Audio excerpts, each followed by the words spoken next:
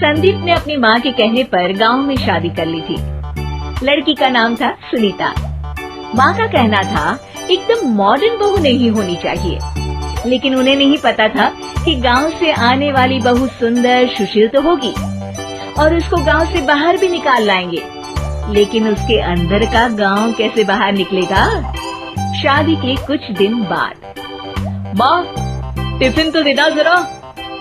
बेटा, अब तो स्कूल नहीं ऑफिस जाता है, माँ से नहीं अपनी बीवी से टिफिन मांगा कर।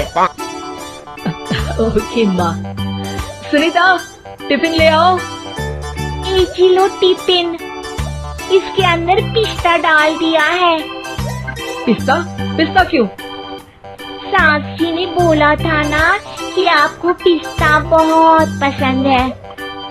ओहो, मैंने पिस्ता नहीं पास्ता बोला था, पास्ता। पास्ता? कहीं होता है पास्ता? अरे बेटी तू रहने दे, मैं बना दूंगी। अच्छा किया कि पाव भाजी बनाने का नहीं बोला, वरना किसी के पाव बना देती है। सुनीता को बुरा लगता है, लेकिन उसकी नादान हरकतें कम नहीं होती।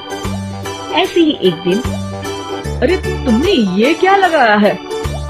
अरे आपको फूस फूस करके लगाते हैं ना, वही। दियो? का दियो? किसको दियो? अरे वही ना जिससे खुशबू आती है। हाँ हाँ, सही पकड़े हैं। अच्छा लेकर तो आना। कौन सा डियो लगाया तुमने? अभी लेकर आते हैं जी। संदीप की बात मानकर सुनीता अंदर से खुशबू वाला फुसफुस लेकर आती है। OMG! OMG मतलब ओ माय गणेश ना। अरे OMG छोड़ो, और ये खुशबू वाला फुसफुस की बात कर रही थी तुम? हाँ, इसी की। फिर से सही पकड़े हैं। अरे देवी, लेकिन आप सही नहीं पकड़े हैं, ये डियो नहीं है। डियो नहीं है तो क्या लियो है? अरे ये रूम फ्रेशनर है, जिसको कमरे में छिड़कते हैं, खुद पर नहीं। कोई बात नहीं, माँ कहती थी आत्मा किराएदार है, शरीर एक किराए का कर्म। हम शरीर पे ये डाल लिए तो क्या फर्क पड़ जाएगा। अरे बहू, ओ बहू, मेरे लिए फल तो ले आ, फिर मैं बाजार जाऊंगी। सुनीता अपनी सास के लिए फल लेकर आती है। अरे बेटा, पपीता, तरबूज और सेब फल ऐसे कैसे खा लूं? काट कर तो ले आ। माँ जी, मेरे गांव में तो खेत से उठा के सीधा खा लेते हैं। अरे ये तेरा गांव नहीं है ना। अरे संदीप, तू ही कुछ समझा देना इसको बेटा।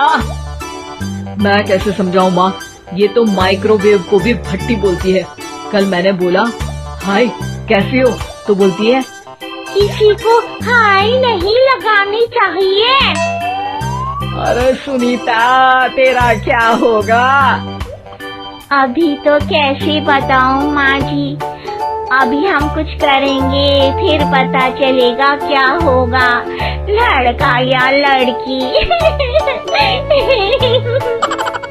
हे भगवान, कहाँ से आ गई है? रामपुर से जी, आप ही तो लेकर आए थे मुझे। अरे मुझे माफ कर दो।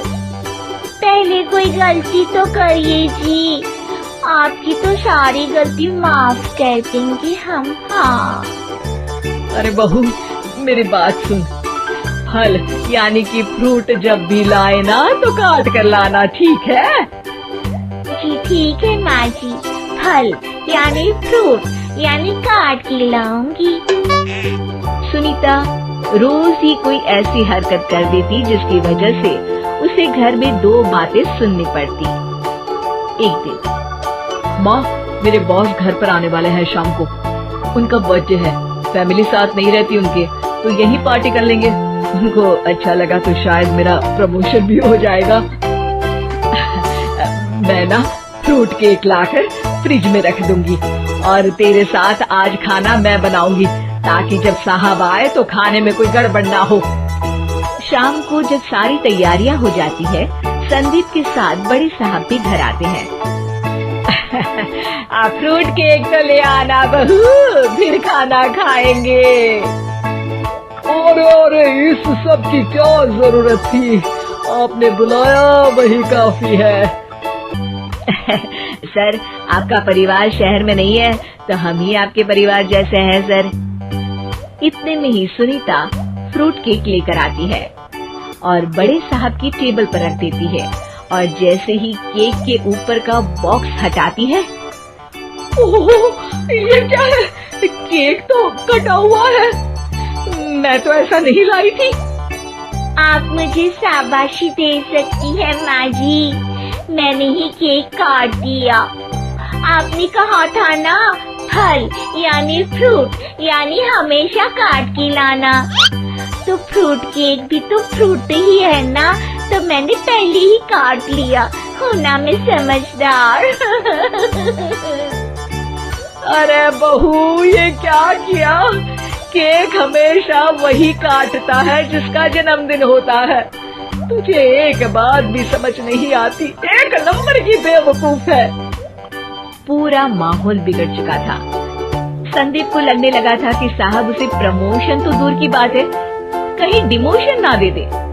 लेकिन साहब बीच में ही बोल पड़ते हैं। अरे कोई बात नहीं, ये इनकी बेवकूफी नहीं है, इनका भोलापन है। बेटा आप कहाँ से हो? रामपुर गांव से। अरे वाह, गांव से?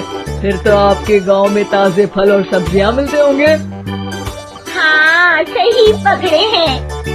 हम तो काटते भी नहीं, सीधा खा लेते हैं।